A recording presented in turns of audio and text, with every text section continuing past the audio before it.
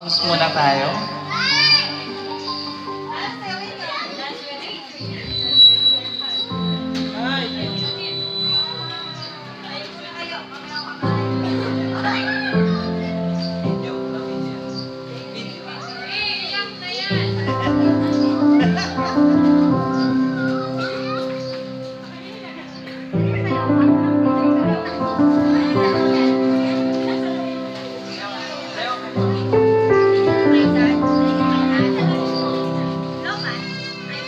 So habang sumasayaw sila ay naway magsilbing paalala.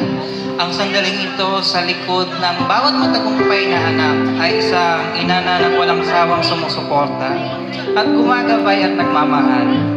So palakpakan naman po natin sila sa kanilang espesyal na sandali.